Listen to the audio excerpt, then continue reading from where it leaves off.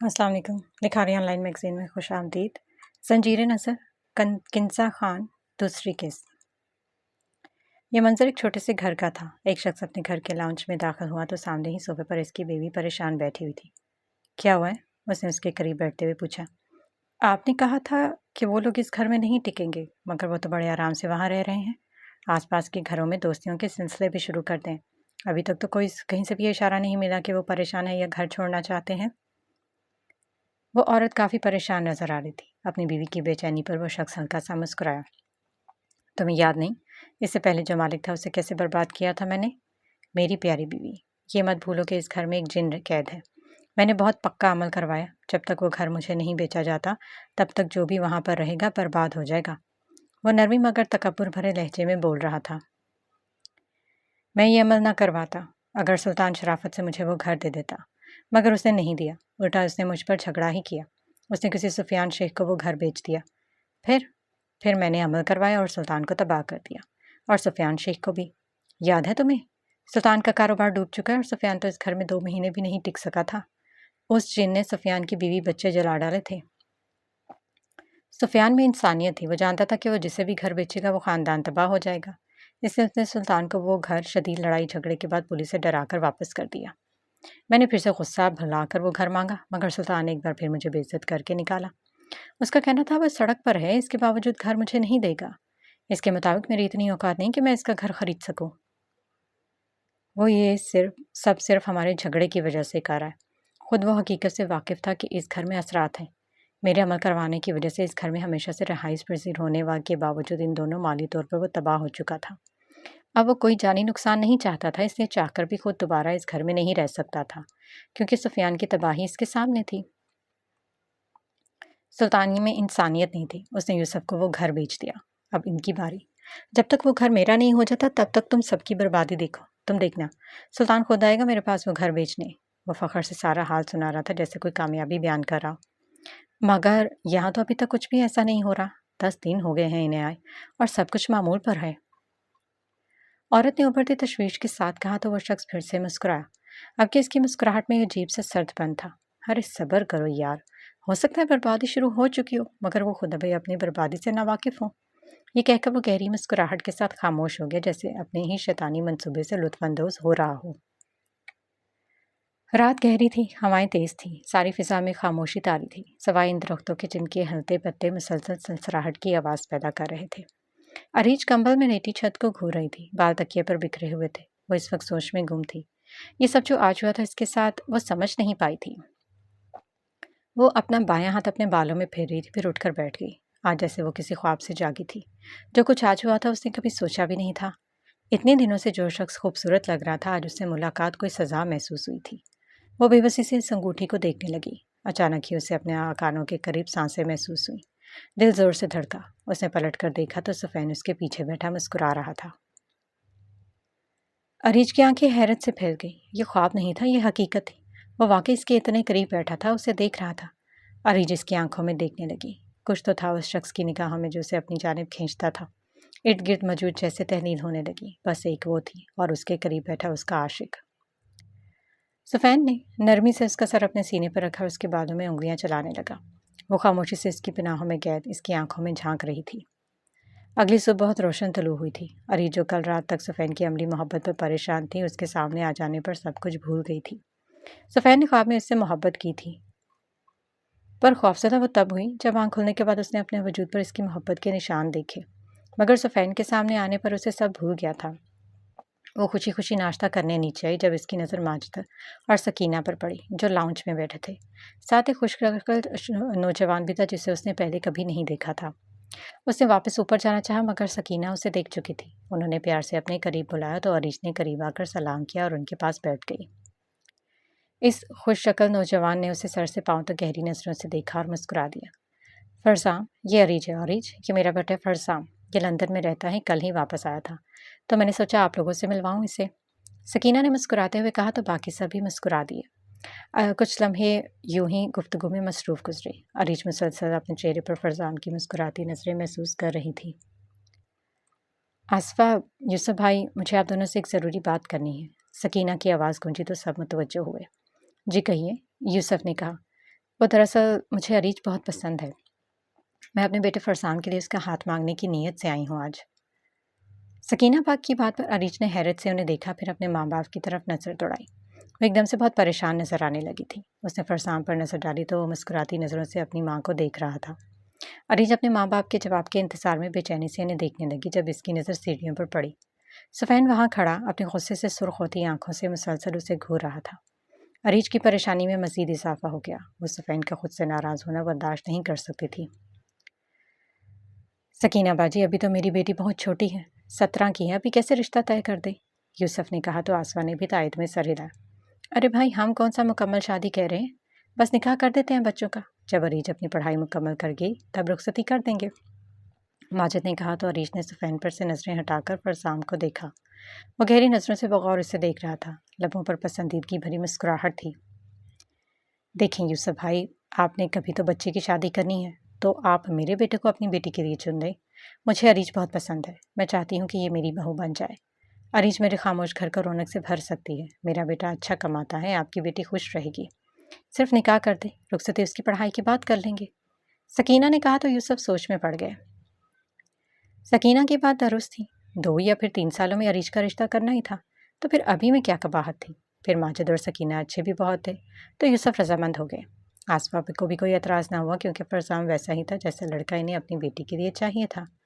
آج سے عریج میرے فرسام کی ہے، سکینہ نے کہتے ہوئے محبت سے اسے اپنے سینے سے لگا کر اس کا ماتھا چوما۔ ماجد نے اس کے سر پر پیار سے ہاتھ رکھا۔ سیڑھیوں پر کھڑے سفین کی آنکھوں سے اس وقت شعلے نکل رہے تھے۔ عریج خود بھی بے چین تھی مگر خاموش رہی۔ آسفا نے سب کا منہ میٹھا کروایا پر عریج کے لیے وہ مٹھائی کسی زہر کی مانند تھی۔ سفین غائب ہو چکا تھا، عریج بھی وہاں سے اٹھی اور اپنے کمرے میں چلی گئی۔ سب نے اسے دیکھا، پھر شرمانے کا خیال کرتے سر جھٹک گئے۔ البتہ فرسام کی پرسوچ نگاہیں اس کے اوپر بھاگتی لڑکی کی پشت پر جم سی گئی تھیں۔ پھر دیکھتے ہی دیکھتے وہ سیڑھیوں پر غائب ہو گئے اور فرسام سر جھٹک کر باقی سب کی جانب متوجہ ہو گیا۔ عریج نے اپنے کمرے میں داخل ہو کر ہر جانب نگاہ دوڑائی پر وہ کہیں نہیں تھا۔ عریج جانتی تھی کہ وہ ناراض ہے، وہ اسے منانا چاہتی تھی تو اس نے اسے آواز لگائی۔ سفین سامنے آئے، میری کیا غلطی ہے اس میں بھی انجان تھی سفین، آپ سامنے آئے۔ میں وہ اسے پکار رہی تھی جب کسی نے اس کے بالوں کو اپنی سخت گرفت میں لے کر ایک زوردار جھٹکا دیا۔ عریج درد سے کرا اٹھی، اس نے بے اختیار اپنے بالوں کو آزاد کروانا چاہا۔ وہ مسلسل کراہتے اپنے بال آزاد کروانے کی کوشش میں تھے جب اس کی نظر سفین کی آنکھوں پر پڑی۔ سفین کی آنکھیں آج گہری بھوری نہیں تھیں، اس کی آنکھیں آج سرخ تھیں۔ سفین چھوڑیں، عریج گھبراہٹ کے عالم میں درد کی شدت سے چلائی۔ میں شوہر ہوں تمہارا، تم پر صرف سفین کا حق ہے، سمجھی تم؟ وہ غصے سے اس کے چہرے پر پھنکار رہا تھا۔ اس کی خوبصورت آواز اس وقت گرجتے ہوئے بادلوں کی مانند خوفناک تھی۔ سفین پلیز چھوڑیں۔ عریج کے لب بے آواز ہلے۔ سفین کا یہ رخ اس نے کبھی پہلے نہیں دیکھا تھا۔ وہ اس کے اس روپ سے بے حد خوفزدہ ہو گئی تھی۔ سفین نے اسے جھٹکا دے کر اس کے بالوں کو آزادی بخشی۔ عریج نے کمرے سے بھاگنا چاہا تو سفین نے اس کی کلائی دبوچ کر بے دردی سے اسے بستر پر دھکا دیا۔ نیچے لاؤنج میں آج اس وقت آسفا اور یوسف مطمئن بیٹھے تھے۔ ماجد، سکینہ اور فرسام جا چکے تھے۔ عریج بیڈ پر لیٹی ہوئی تھی، آنکھوں سے آنسو ٹوٹ کر تکیے میں جذب ہو رہے تھے۔ آج سفین کا رویہ اس کے ساتھ بہت دردناک تھا۔ آج اس نے محبت نہیں کی تھی، ظلم کیا تھا۔ وہ آنکھیں موندے رو رہی تھی کہ اسے اپنے وجود پر جسمانی وزن محسوس ہوا۔ اسے بھیگی آنکھیں کھولی مگر کوئی نہیں تھا۔ I am sorry. کانوں میں ایک نرم اور مہربان آواز گونجی تھی۔ وہ اسے نظر نہیں آ رہا تھا مگر وہ اس کا لمس اور سانسیں محسوس کر سکتی تھی۔ عریج، میں تم سے بہت محبت کرتا ہوں، میں دیوانہ ہوں تمہارا، تم صرف اور صرف میری ہو، میں کیسے تمہیں کسی اور کے ساتھ دیکھ سکتا تھا؟ اس کی آواز میں اس کے رویے کی شرمندگی تھی۔ تم یہ سب چھوڑو، میرے ساتھ چلو، میں وعدہ کرتا ہوں تمہیں کبھی تکلیف نہیں پہنچاؤں گا۔ تم میرے پاس آ گئی تو میں یہاں سے آزادی ملتے ہی تمہیں کہیں دور لے جاؤں گا۔ سفین کہہ رہا تھا مگر اس کی بات سمجھے بنا خاموشی سے سن رہی تھی، کچھ بھی نہیں کہہ رہی تھی۔ اس کا دل بری طرح سے ٹوٹ چکا تھا۔ عریج، کچھ بولا نا۔ وہ محبت سے گویا ہوا جب اچانک کمرے کا دروازہ کھلا اور آسفا اندر داخل ہوئی۔ عریج کے وجود سے فوراً وہ وزن ہٹ گیا۔ وہ ماں کو دیکھتی فوراً اٹھ کر بیٹھ گئی۔ آسفا اسے ناشتہ کروانے آئی تھی کیونکہ وہ ناشتہ کیے بغیر ہی اوپر آ گئی تھی۔ آسفا نے اسے ناشتہ کرنے کا کہا، پھر ٹھٹک گئی۔ وہ رو رہی تھی۔ آسفا فوراً اس کے قریب آئی۔ عریج، کیا ہوا بیٹا؟ ان کا پوچھنا تھا کہ عریج پھوٹ پھوٹ کر رونے لگی۔ آسفا نے پریشانی سے یوسف کو پکارا۔ وہ فوراً اوپر آیا، اپنی بیٹی کو دیکھ کر وہ بھی پریشان ہو گئے۔ عریج کافی دیر تک روتی رہی مگر کسی کو کچھ نہ بتایا۔ एक महीना यूं ही गुजर गया। उस दिन अपने माँ बाप के सामने रोने की वजह से सुफैन ने इस पर फिर से गुस्सा किया था। उस दिन के बाद से अरीज बिल्कुल खामोश हो गई थी। सुफैन आता, मोहब्बत जताता, मगर वो खामोशी से बैठी रहती। इसकी खामोशी पर वो कभी कभार गुस्सा भी करता, मगर अरीज टस से मस ना हुई। आसवार ये सब अब उसे लेकर बहुत परेशान रहने लगे थे। अरीज बोलना बिल्कुल छोड़ चुकी थी। पहले जो चीज़ मोहब्बत लगती थी अब वो अजियत थी। उसकी कमर में शदीद दर्द रहता था। बैठे बैठे इसका दर्द सर दर्द से फटने लगता, जिस्म में जो जलन होने लगती। वो इस अजियत से जब थक जाती तो फूट फूट कर रो देती, क्योंकि रोने के अलावा इसके बस में कुछ भी नहीं था। यूसुफ और आसवा कई दफ़ा उसे डॉक्टर को दिखा चुके थे, मगर रिपोर्ट्स में दर्द या जलन की कोई ख़ास वजह सामने नहीं आई थी। यूसुफ ऑफिस से वापस लौटे थे। वो गाड़ी गैराज में खड़ी कर रहे थे जब इनकी नज़र अपने घर के बाएं जाने बने छोटे से घर के टेरेस पर पड़ी। एक शख्स चेहरे पर स्पाट तासुरात सजा इन्हें देख रहा था। यूसुफ ने नज़रअंदाज किया, क्योंकि ये रोज़ का मामूल था। यूसुफ को वो शख्स कुछ मशकूक सा लगा था। एक दो बार यूसुफ ने उससे बात करने की कोशिश भी की थी, मगर वो बगैर कुछ कहे फ़ौरन घर के अंदर चला जाता था।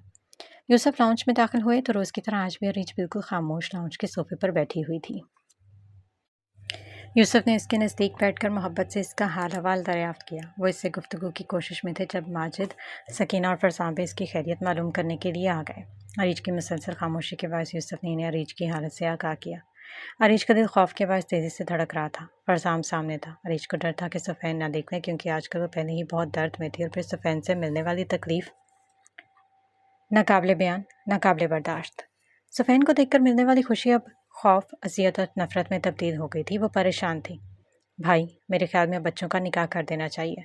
दरअसल फरसान ने लंदन वापस जाना है, तो बेहतर है उसके जाने से पहले निकाह हो जाए। जब फरसान दोबारा वापस आएगा तब तक अरीज की पढ़ाई मुकम्मल हो जाएगी, फिर रुखसती कर देंगे। सकीना ने इसकी खैरियत दरियाफ्त कर हो जाने के बाद कहा। यूसुफ ने कुछ कहने के लिए लब खोले ही थे कि अचानक अरीज की एक ज़ोरदार चीख ने पूरे लाउंज को हिला कर रख दिया। सब चौंक गए। अरीज की आंखों में सुर्खी थी और वो ज़ोर ज़ोर से चीख रही थी। सब घबराहट और परेशानी से उसे देख रहे थे। यूसुफ ने फ़ौरन आगे बढ़कर उसे पकड़ने की कोशिश की, लेकिन उसने एक झटके से उन्हें खुद से दूर धकेल दिया और उसके पैर ज़मीन से उठ गए। वह बिल्कुल हवा में खड़ी थी। सब हैरत से गंग उसे देखने लगी। अरीज सिर्फ मेरी है, एक मर्दाना खौफनाक आवाज़ अरीज के वजूद में से चीखी थी और वो हवा में लहरा रही थी। अरीज मेरी बीवी है, निकाह हुआ है मेरा इससे, ये सिर्फ मेरी है। इस खौफनाक आवाज़ ने लाउंज के दरो दीवार हिला दिए थे और फिर एक बेहद डरावना कहकहा गूंजा। सब आंखें फाड़े ये मंजर देख रहे थे। वो हवा में लहराती ज़ोर ज़ोर से खौफनाक हंसी हंस रही थी। यूसुफ ने आगे बढ़ना चाहा जब एकदम से अरीज के पाँव मुड़ने लगे। यूसुफ तड़प कर आगे बढ़े। अभी वो उसे पकड़ते जब अरीज की आवाज़ में एक ज़ोरदार चीख गूंजी और वो होशो हवा से बेगाना हो गई। इससे पहले कि वो ज़मीन पर गिरती, यूसुफ ने उसे थाम लिया। यूसुफ इसे उठा उसके कमरे की जानिब बढ़ गए। बाकी सभी इनके पीछे लपके। अरीज को इसके बिस्तर पर लटाया गया। आसवा अपनी बेटी के नज़दीक बैठी रो रही थी और बाकी सब वहाँ परेशान खड़े इसके बेहोश वजूद को देख रहे थे। सब लोग अरीज को छोड़कर कमरे में से लाउंज में आ गए थे। सिर्फ आसवा उसके पास थी। यूसुफ बेहद परेशानी के आलम में सोफे पर सर दोनों हाथों में गिराए बैठे थे। अरीज के मुंह से अदा होने वाले अल्फाज सबको वाजे कर चुके था कि उसके साथ कुछ खैर मामूली है। फरजान बहुत परेशान था। बेचैन नजरें बार बार ऊपर जाती सीढ़ियों पर उठ रही थी। माजिद यूसुफ की परेशानी देखकर आगे बढ़े और आहिस्तगी से उसके कंधे पर हाथ रखा। यूसुफ ने आहिस्ता से चेहरा उठाया। आप परेशान ना हो, इंशाल्लाह सब बेहतर होगा।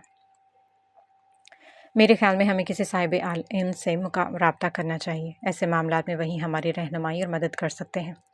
माजिद ने यूसुफ को तसल्ली देनी चाहिए तो यूसुफ ने धीरे से सर इस्पात में हिलाया, मगर तशक्कुर भरी नज़रों से माजिद को देखा। ऐसे मौक़ों पर तो करीबी भी साथ छोड़ जाते हैं, मगर एक ये ख़ानदान था जो सबकी आंखों देख कर भी साथ में खड़ा था। हर तरफ अंधेरा था, मुकम्मल तारीकी। वो आंखें फाड़ फाड़ कर देखने की कोशिश कर रही थी, मगर कुछ भी दिखाई नहीं दे रहा था।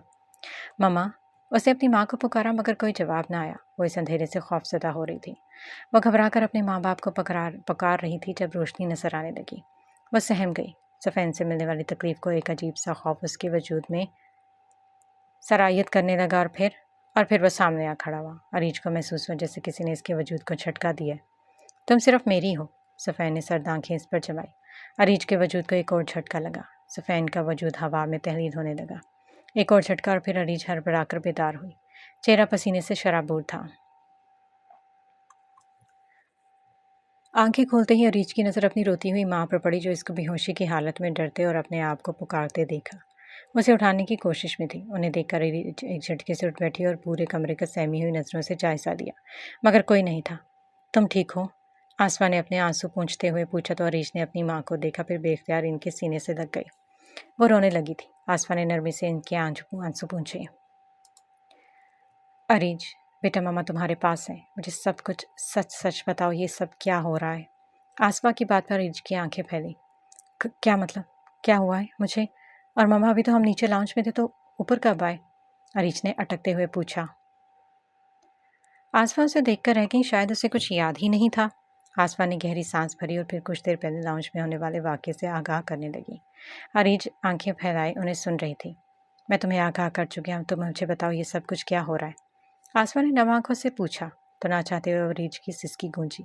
फिर वह इब्तदा से लेकर अब तक होने वाले तमाम वाक़यात लफ्ज़ ब लफ्ज़ आसमा को बताने लगी, इस बात से कि अनजान टेरेस के दरवाजे के करीब खड़ा सुफैन अपनी गुस्से से भरपूर सुर्ख आंखों से उसे घूर रहा है। अब अरीज की शामत पक्की थी। अरीज ने अपने हाथ में सुफैन की पहनाई हुई अंगूठी भी माँ को दिखाई। जिस्म पर इस शख्स के जिनसी ताल्लुक के वक्त की दिए गए इसके जिस्म और गुस्से की हालत में दिए गए नीर के निशानात भी दिखाए। आसमा अपनी बेटी के आंसुओं से बखूबी अंदाज़ा लगा सकती थी कि वो इस जिनसे निजात चाहती है। उन्होंने उसे सीने से लगा लिया। परेशान ना हो, हम कुछ करते हैं, अल्लाह बेहतर करेगा। आसमा ने उसे दिलासा दिया। इस छोटे से घर के लाउंज में इस वक्त जश्न का समा था। दोनों में बीवी बेहद खुशी से झूमते मशरूब के घूंट भर रहे थे। इन्हें यूसुफ के ख़ानदान की बर्बादी का इल्म हो चुका था। पूरे नाज़माबाद को ही सब मालूम हो चुका था। सब ने इस घर से चीखों पुकार सुन ली थी। दोनों मियाँ बीवी एक बार फिर अपनी जीत और एक मासूम ज़िंदगी की बर्बादी पर बेहद खुश थे। यूसुफ अपने ऑफिस में परेशान बैठे थे। उन्होंने अपने चचा को फ़ोन मिलाया। यूसुफ के चचा बचपन से इन रूहानी और पुरसरार चीज़ों से वाकिफ़ थे। वो नूरी इल्म जानते थे और लोग अक्सर इनसे मदद लेते आते थे। यूसुफ ने इन्हें फ़ोन पर हालात की संगीनी से आगाह किया। यूसुफ के चचा ने सब कुछ गौर से सुना, फिर अपने जल्द आने का कहते फ़ोन बंद कर गए। यूसुफ का काम में दिल नहीं लग रहा था, तो वो भी सब कुछ छोड़ते घर की जानिब बढ़ गए। वो वाक़या गुजरे हुए 2 से 3 दिन हो गए थे। माजिद और सकीना रोज़ अरीज की खैरियत मालूम करने आते थे। फरजाम साथ नहीं आता था, क्योंकि उसे डर था कि कहीं इसकी वजह से फिर से अरीज की वही हालत ना हो जाए। वो अरीज को पसंद करता था, इसकी तकलीफ़ की वजह बनना गवारा नहीं था इसे। जब अरीज आसफा के सामने रोई थी, तब सुफैन को अंदाज़ा हो चुका था कि वह अब छुटकारा पाती है।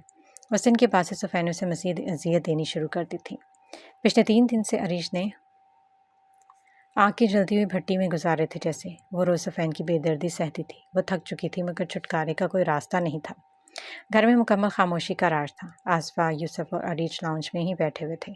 यूसुफ के चचा ने आने का कहा था, मगर 3 दिन गुजरने के बावजूद वो नहीं आए थे। कुछ खाओगी? आसफा ने नरमी से पूछा, मगर वो खामोश रही। यूसुफ ने कुछ कहने के लिए लब खोले ही थे कि इनकी नज़र दरवाजे पर पड़ी।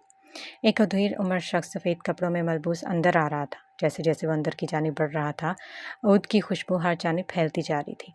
वो धीमी आवाज़ में कुरान की तलावत करता हुआ अंदर की जानिब दाखिल हो रहा था। इनकी तलावत की आवाज़ सुनते ही अरीज बेचैन होने लगी। वो बेचैनी से अपनी जगह से खड़ी हो गई। वो शख्स अंदर दाखिल होते हुए उसे ही देख रहा था। वो इसके चेहरे उसकी बेचैनी महसूस कर चुका था, मगर उसने अपने कदम नहीं रोके। अरीज ने बेख्तियार ऊपर को भागने की कोशिश की, पर यूसुफ ने उसे पकड़ लिया। इब्राहिम आहिस्ता आहिस्ता कदम उठाते और अरीज के बिल्कुल सामने आ खड़े हुए और बगौर उसे देखने लगे। अरीज अपने बाप से अपना हाथ छुड़वाने की तगोदो में लगी हुई थी, मगर नाकाम। इब्राहिम समझ चुके कि इस पर जिन का असर है, ये वक्त मिलने मिलाने का नहीं था। इब्राहिम ने कंधे पर एक सेया बैग लटका रखा था। उन्होंने बैग खोलकर मतलूबा सामान निकाला, फिर कुछ पढ़ पढ़ कर दाएं बाएं फूंकने लगी। अरीज की बेचैनी गुस्से में तब्दील होने लगी। छोड़ो मुझे, वो चीखने लगी। इब्राहिम ने कुछ पढ़ते हुए यूसुफ को इशारा किया कि अरीज को छोड़ दो। यूसुफ ने उसे छोड़ा तो एक लम्हे की ताखीर किए बगैर ऊपर की जानिब भाग गई। इब्राहिम कुछ पढ़ते हुए ज़मीन पर बैठ गए। साथ ही आसफा और यूसुफ को भी अपनी अंगिश्त शहादत से अपने पीछे बैठने का इशारा किया। वो दोनों खामोशी से इनके पीछे बैठ गए। इब्राहिम ने आंखें बंद किए पढ़ाई जारी रखी। फिर वह उठे और फिर पढ़ते हुए कुछ ज़मीन पर एक दायरा खींचने लगे। ऊपर आ जाने के बावजूद भी अरीज की बेचैनी कम नहीं हो रही थी। वो बिस्तर पर बैठकर अपना सर दोनों हाथों में गिरा लिया। उसे महसूस हो रहा था जैसे ये बेचैनी उसकी जान ले लेगी। सुफैन न जाने कहाँ छुप कर बैठा था। वो इस घर से बाहर नहीं जा सकता था, लेकिन फिर भी सामने नहीं आ रहा था। ابراہیم دائرہ کھینچ کر واپس اپنی جگہ پر بیٹھ گئے، پھر گردن موڑ کر پیچھے دیکھا۔ چاہے کچھ بھی ہو جائے، اس دائرے سے باہر مت نکلنا۔ ابراہیم کی آواز میں غیر معمولی سختی تھی۔ اریج کچھ بھی کرے، تم دونوں نے خود پر قابو رکھنا ہے۔ اس دائرے سے باہر قدم نکالنے کی غلطی نہیں کرنی، سمجھے؟ اگر تم دونوں میں سے کوئی بھی ایک باہر نکلا تو عمل ناکام ہو جائے گا، ہم سب کی جان میں خطرے میں پڑ جائے گی اور میں بچی کو نہیں بچا سکوں گا۔ انہوں نے خاص تاکید کی تو یوسف اور آسفا نے پریشانی کے عالم میں اس بات میں سر ہلایا۔ ابراہیم مخصوص صورتیں پڑھنے لگے۔ ابتدا میں سب خاموش اور معمول کے مطابق رہا، پھر اچانک گھر کا اندرونی حصہ سرد ہونے لگا۔ دروازوں کے پٹ دھڑ دھڑ بجنے لگے۔ خوف و ہراس کی ایک لہر پورے ماحول پر چھا گئی۔ یوسف اور آصفہ نے گھبرا کر ایک دوسرے کو دیکھا، آنکھوں میں خوف اور بے یقینی صاف چھلک رہی تھی۔ ابراہیم کی پڑھائی میں تیزی آ گئی، ان کی آواز بلند اور توجہ مرکوز تھی۔ پھر گھر میں ایک زوردار چیخ گونجی۔ آصفہ بے چین ہو گئی کیونکہ وہ آواز ان کی بیٹی کی تھی۔ یوسف نے فوراً ان کا ہاتھ تھام لیا۔ اسی لمحے سیڑھیوں سے قدموں کی بھاری چاپ سنائی دینے لگی۔ سب کی نظریں سیڑھیوں کی طرف اٹھیں۔ اریج آہستہ آہستہ ایک ایک سیڑھی پر بھاری قدم رکھتے نیچے آ رہی تھی۔ اس کا ہر قدم زمین پر آواز پیدا کر رہا تھا۔ بال بکھرے ہوئے تھے، چہرے کا آدھا حصہ بالوں میں چھپا ہوا تھا اور باقی پر خوفناک مسکراہٹ پھیلی ہوئی تھی۔ وہ دائرے کے بالکل سامنے آ کر رک گئی۔ کون ہو تم اور کیا چاہتے ہو اس بچی سے؟ ابراہیم نے بلند آواز میں سوال کیا۔ میری بیوی ہے یہ۔ سفین کی بھاری اور غصے سے بھرپور آواز گونجی۔ صرف یہ ایک تسلط ہے، رشتہ نہیں۔ ایک انسان کے جن سے شادی کا اسلام میں کوئی شرعی ثبوت نہیں ہے۔